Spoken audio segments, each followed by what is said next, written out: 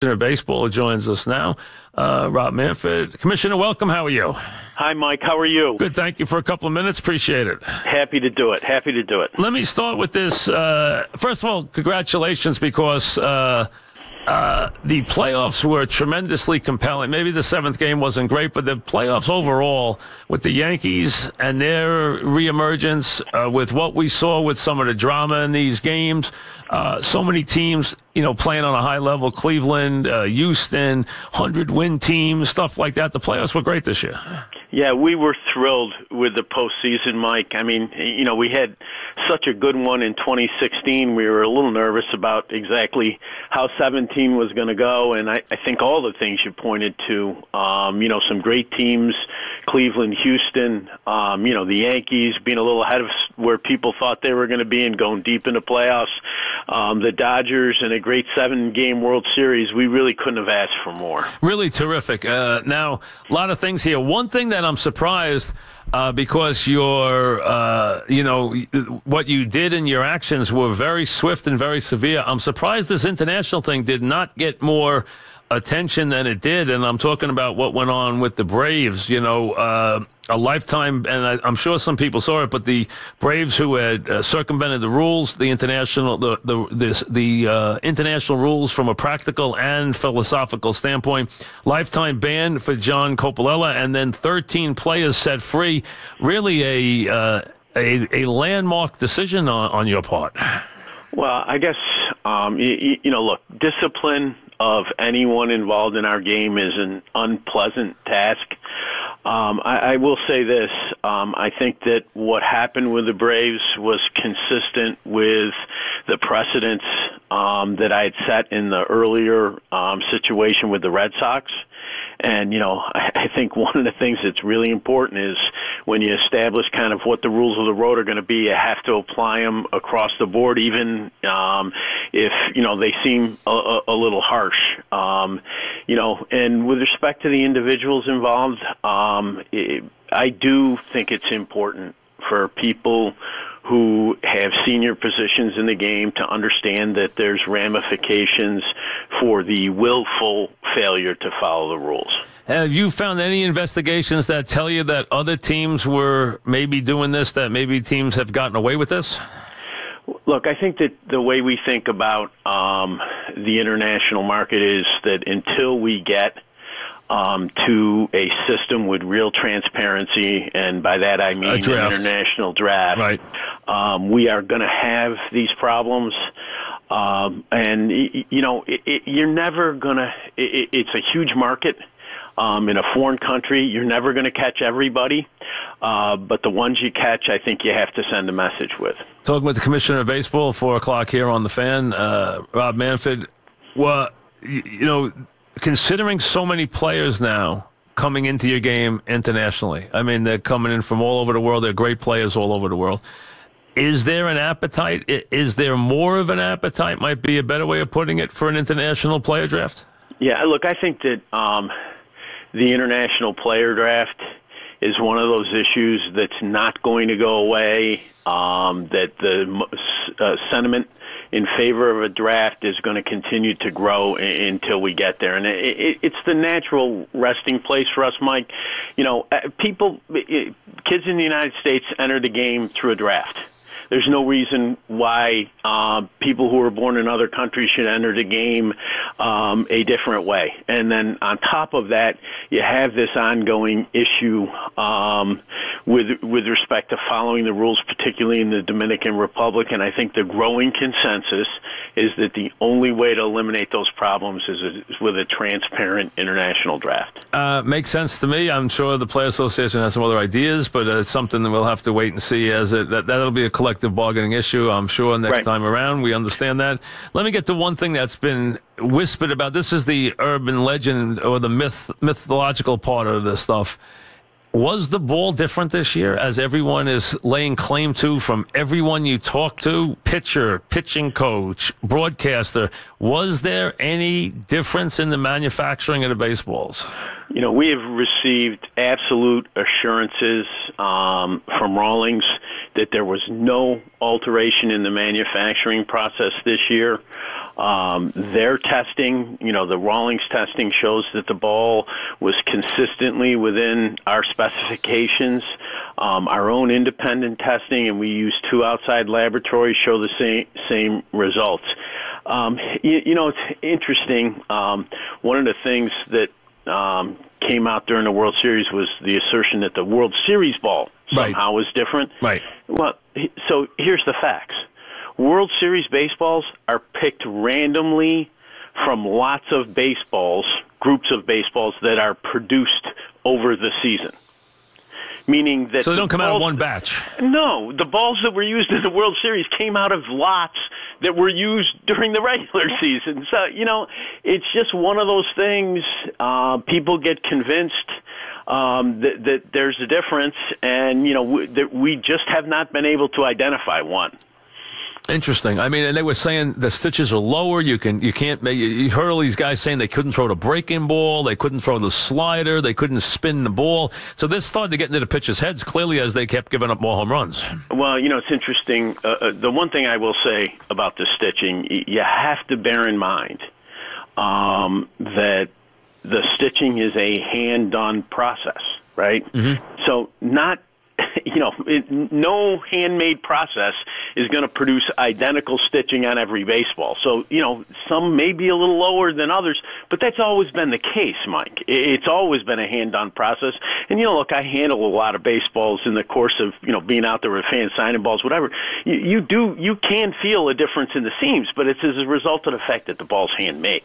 Talking with the Commissioner of Baseball, Rob Manfred. Now, one thing you talked about before the season started is pace of play. Your game was, I believe, 6 minutes and a couple of seconds longer than last year's. So was that a failed mission this year?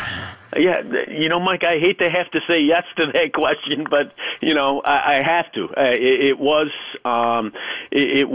an area where we went backwards. I think it points out the need to have systemic, enforceable rule changes to keep players focused on the need to move the game along.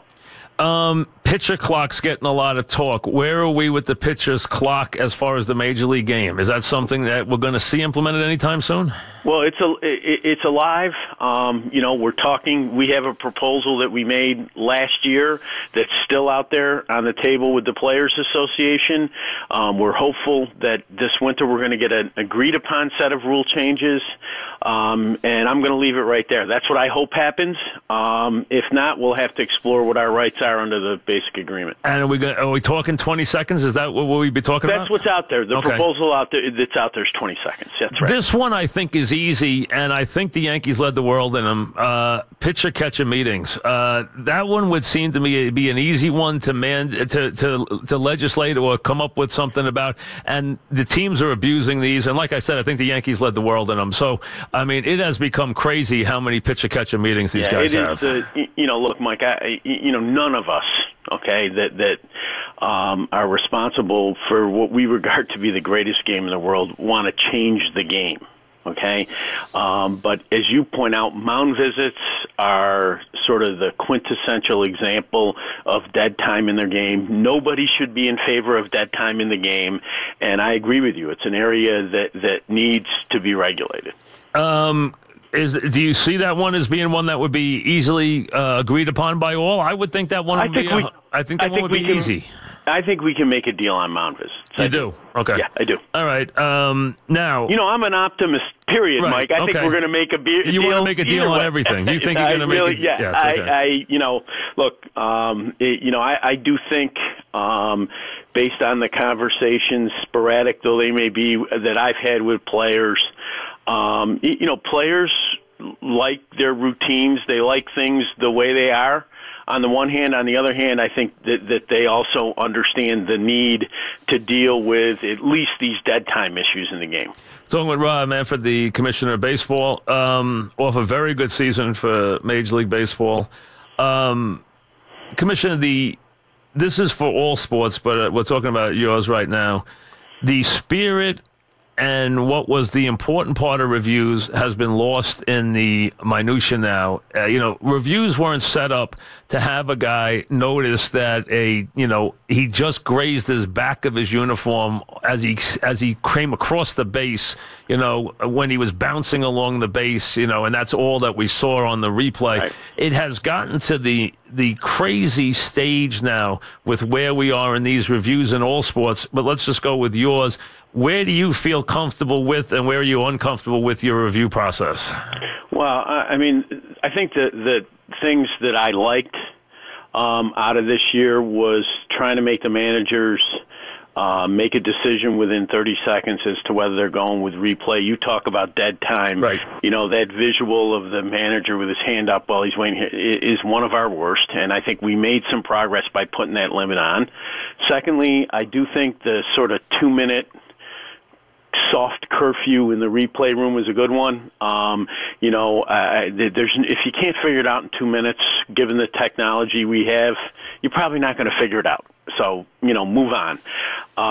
With respect to the play you're talking about, I'm kind of proud of this, and you're going to think I'm crazy on this, but the pop-up slide play. Yep. The group that developed the replay system included, some of the guys that here in the office, Morgan Sword, Chris Marinac, Peter Woodfork, but Joe Torre, Tony La Russa was with us at the time. They actually realized in advance that play was going to become a problem. They did. Okay. Yeah, they did.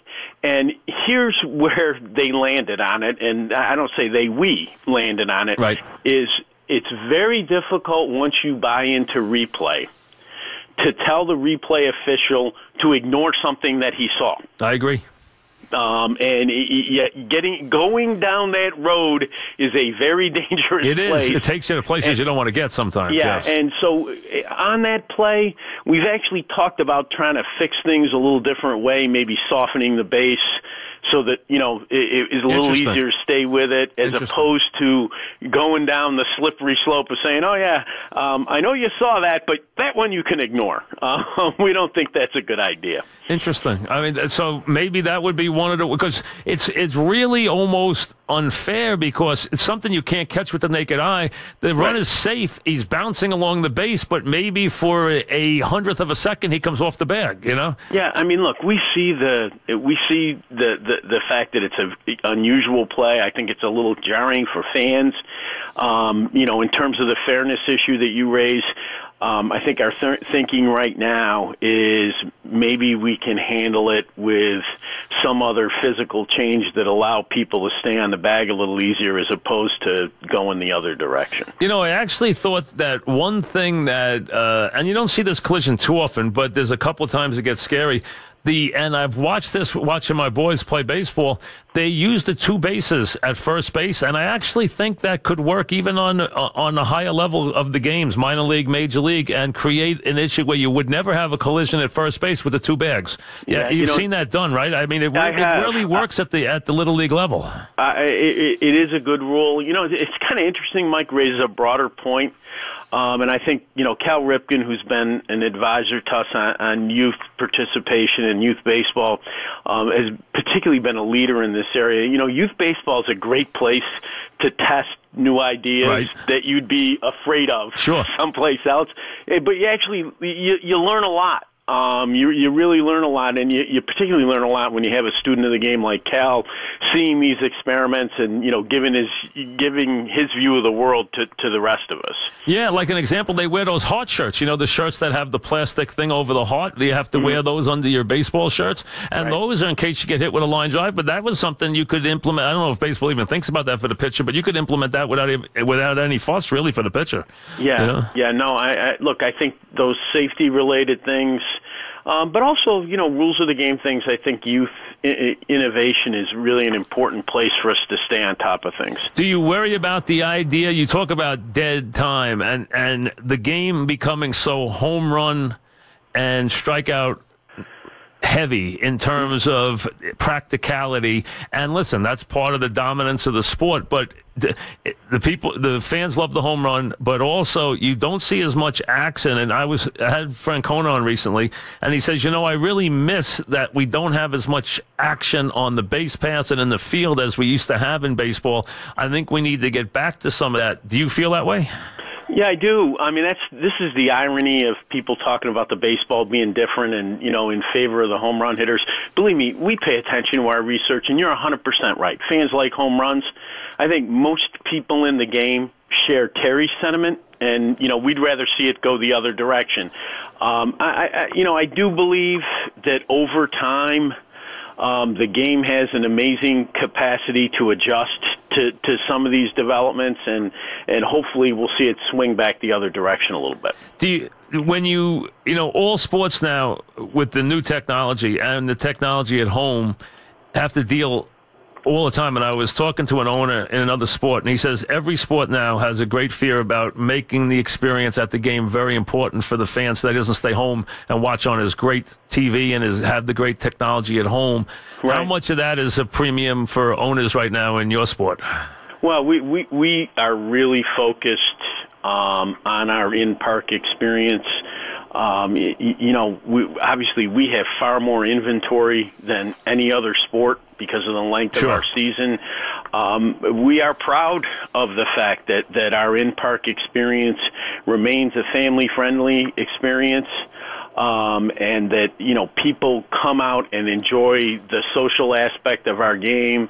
And our research shows, frankly, that our in-park experience is probably a superior product to our broadcast experience. So we're a little different than other sports there, but, we always stay focused on it. And you see clubs doing great things. I mean, things that are youth-focused, designed to encourage parents to bring kids to the ballpark. The whole food in the ballpark experience is a whole new phenomenon, again, designed to drive people into the ballpark live. And, different sorts of seating. I'm sure you've seen it in ballparks. Our millennial fans like the idea of, these stand-up bar areas that, you may not be tethered to a seat. They're extremely popular around the league, and they use, monthly passes to give people the ability to go there because they're not tied to a seat. Interesting. That has happened a lot more, where people like to move around the ballpark a lot more than they used to. I mean, they clearly do. Right. That's become a new phenomena, something we didn't have, activities and different things to see or different things to do or different places to spend the money in the ballpark. That's kind of a new thing. Yeah, and it's a broader experience, Mike, for the fan. It's not just go and necessarily sit for 9 straight innings, and we think that overall entertainment experience is really important for baseball, so that we continue to fill our ballparks. We're talking with Rob Manfred, the commissioner of baseball. As you talk about the massive amount of inventory you have, and you have a game that's very strong regionally, and it has such a regional feel to it, and it's obviously a national game, but it also has tremendous pockets of enormous attention paid to it in certain areas of the country. As you get to this new technology in terms of the digital revolution we're going through and how the product is delivered, how does that play into your scheduling and your TV and your broadcasting as you go forward? I mean, how does that play into baseball as much more of a game with a great amount of games and a real regional feel to it? Well, it wasn't an accident that we had, the first really over-the-top product before people were talking about over-the-top products, and that's our outer market package, right? The appeal of MLB.TV was based on that fundamental premise that, there are great fans of the game nationally, but some of them are Red Sox fans, and they don't live in Boston, and they want to be able to see that team. So I think that's an example of using technology to deliver to the fan what they really want to see. And it is an important consideration in everything we do. All of our broadcast scheduling activities, at the end of the day, our desire is to make sure that we, number one, give the fan the game they want to see, to the extent that we possibly can, and certainly with our national events to attract the largest possible audience to those jewel events. And we haven't done anything with the rules. You know, you have created one league now. You're not two leagues anymore for the most part in terms of offices, umpires, except the DH. And, you know, so are we still in the same place with that, or have we made any movement? Have we gotten the National Leaguers off the mark yet, or not really? Look, I think that we kind of like the difference between the two leagues, Mike. You know, as you point out, a lot of the defining characteristics of American and National are gone. Right. But they're still really important competitive vehicles, right? That's how we play up into the World Series. And I don't think it's a bad thing that you have a slightly different kind of play that goes on in the two leagues. It promotes a lot of very positive conversation directed at the play of the game on the field, particularly during the postseason. So I see it as a net positive for us. And you like where the interleague games are now and how your scheduling is? You like where you have it right now? Yeah, you know, look, I actually liked the interleague segments that we used to have. Where, I like the games the way we used to have it. Yes. You know, the problem is when you go to 15 and 15, that was simple. The problem. You're gonna play every day. That was the problem. And you know, obviously that takes games and limits your ability to get into those. I never felt that was necessary. 15-15. Yes. You know, it was the National League Central with the 6 teams, you know, really drove that issue.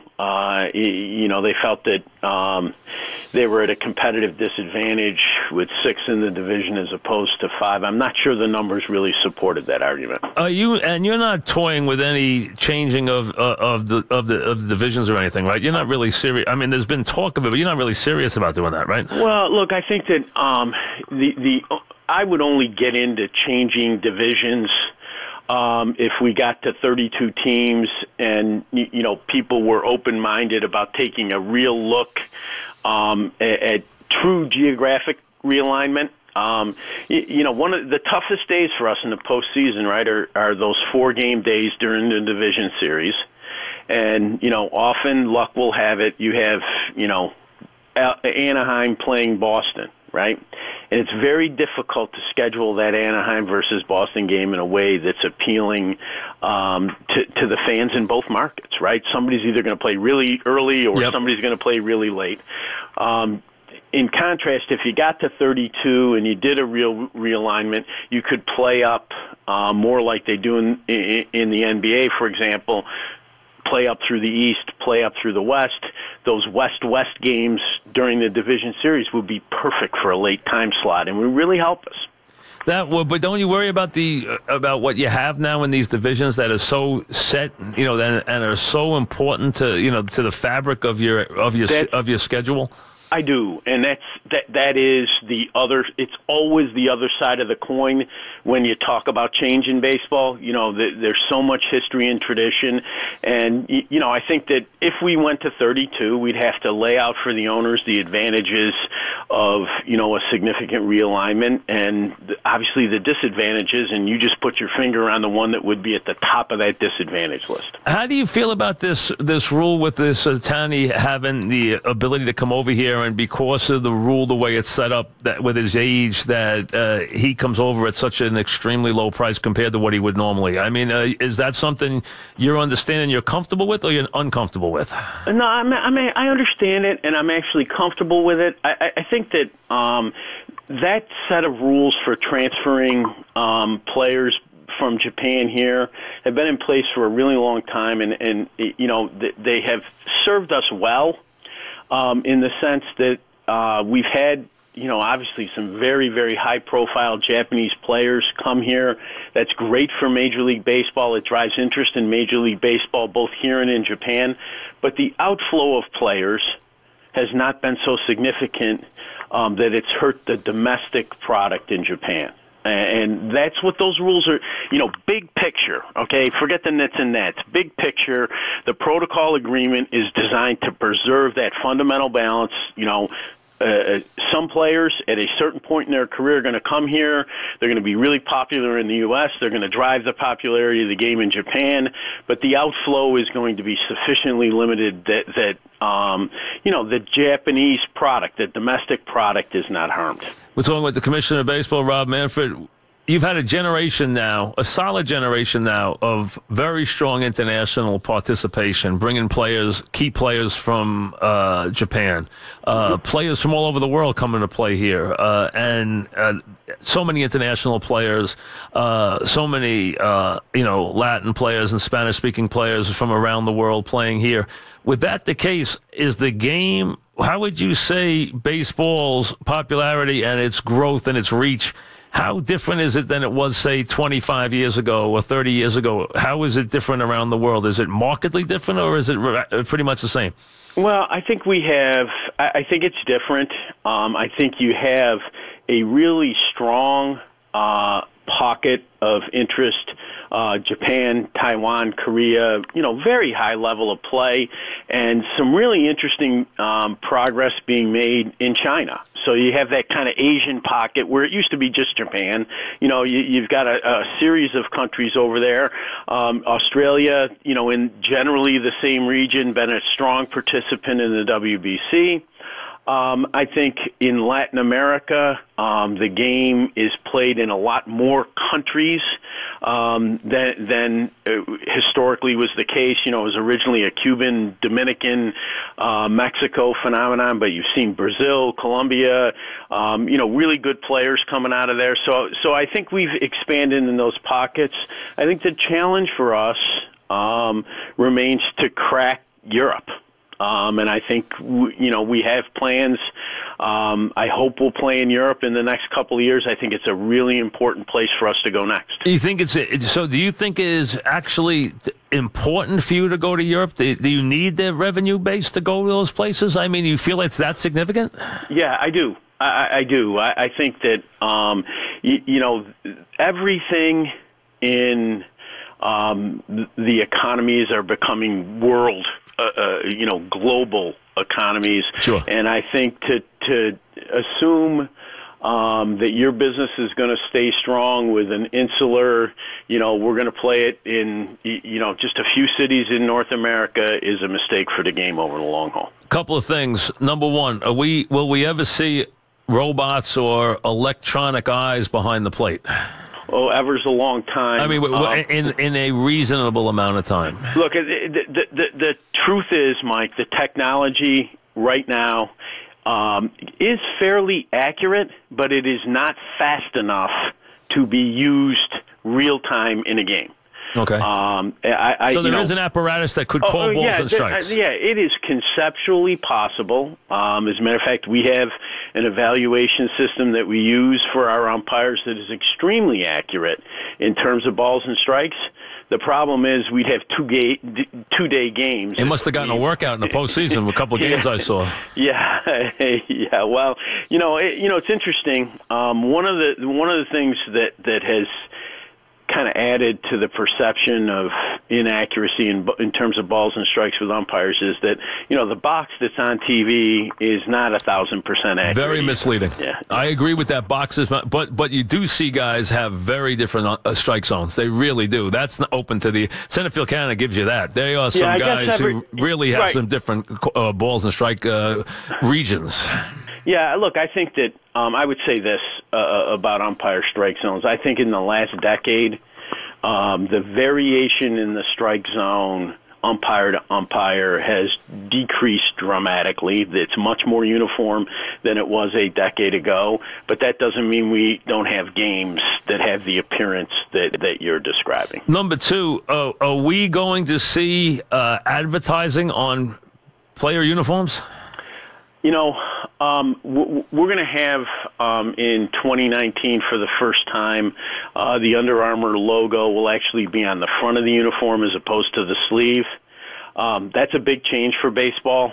We're going to work through that change before you see any other changes in that area. I'm not sure that we're headed in that We're not looking like race car drivers, though, anytime soon, right? No. I think you can put your head on your pillow and sleep easy on that. I mean, it's hard enough for me. It's hard enough for these teams to have extra uniforms. I mean, when they have 27 different uniforms they're selling, that's enough, Yeah. And the WBC, I hate it, but what I don't like is this. I don't like anything that you guys put your toe in the water and it isn't real. That's not real. I mean, the game, unless you play it like a real game, I'm not interested, and you don't play it like a real game, so it bothers me.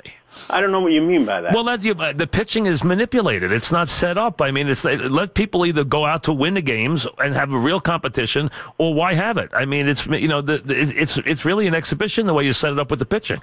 Mike, with the way people are using pitchers now in the big leagues, those pitch limits are much closer to the way you see regular big league games played all the time, number one. Number two, you don't believe they're real. I'll tell you, in 4 years when we do it again, you go with me. I did it this year. I went and saw the games in Korea, Israel versus Korea. You say, who cares about that? I'll tell you, there was a whole bunch of people in the stadium in Korea who really cared about it. I can see them caring there. I just don't think where you have a bunch of major league players, I don't think they really care, I mean, look, you talk to the guys that played for Jim Leland and won the WBC for the first time, almost to a man. And I talk to a lot of them myself because it's a huge event for us, and I believe an important event. What's the importance of that event? Give me what is important about that event. Well, it gives countries an opportunity to combine the play of the game with nationalism. Nationalism in sport has been a driver of the popularity of sport, for decades.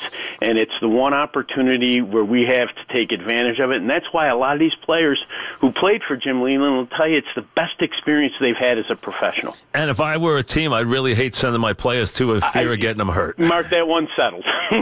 Mark that one settled. That's the other part of it. I mean, add all that up, and there's too much to get through, Look, I mean, the interesting thing is, myth and fact, right? Right. The data shows that players who participate in the WBC are no more likely to get injured either during spring training or during the regular season than players who do not. Have you made any inroads at all in any way with any of your scientific evidence as to why your pitchers are getting hurt at the rate they're getting hurt? Yeah, look, I mean, the number one sort of takeaway out of that research has been that we're drafting damaged goods. That kids, particularly high-end pitchers, are pitching more and more aggressively, throwing harder than ever in the past, and that's why we're seeing, at a time when many of them are not fully developed, that's why we're seeing so many arm problems at a younger age. So you think if they take the talented kids and they handle them far differently at the younger age, they will... It could be a huge help. That will be a big help. We got a big program that we're running kind of as a first step with USA Baseball called Pitch Smart. One of the things that we've learned is that, Mike Francesa is a really good 15-year-old pitcher. Right. One of the things that happens, particularly in the summer months, Mike may be playing 3 places, right? No coach, 3 different coaches, 3 different teams. No coach knows exactly how much that kid's pitching, and that's a problem.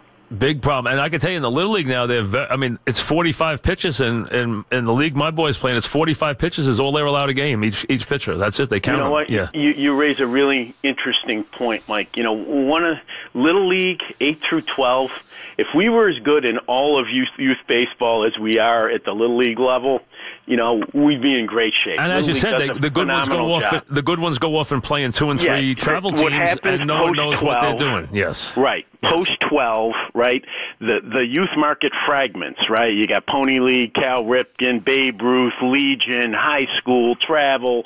That fragmentation produces a lot of the problems that we're talking about. Because I would think that, if someone would come up with if I was an orthopedic surgeon or someone who thought that way about arm injuries, I would try to come up with some reason because, that person could make a lot of money selling you guys a program that actually worked because think of all the man hours you guys lose and how much money you have on the disabled list every year in Major League Baseball. It's a phenomenal amount of money.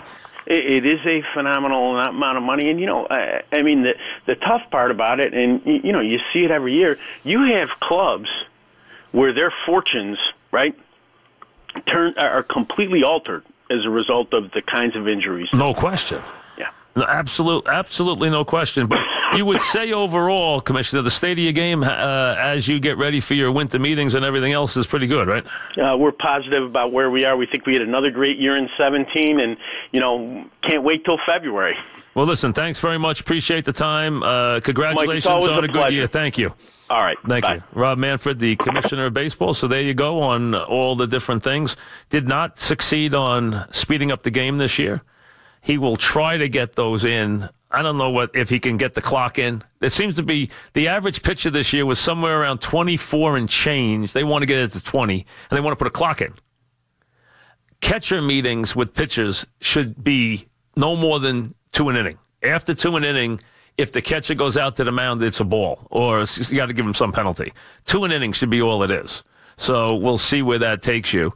Other than that, I mean, those are the big ones for baseball right now. And you heard him say about the balls, even that the World Series balls are picked all year from different lots and stored away so that they're not from the same batch of balls. So the ball thing, is it myth? Is it not? Who knows? Back after this.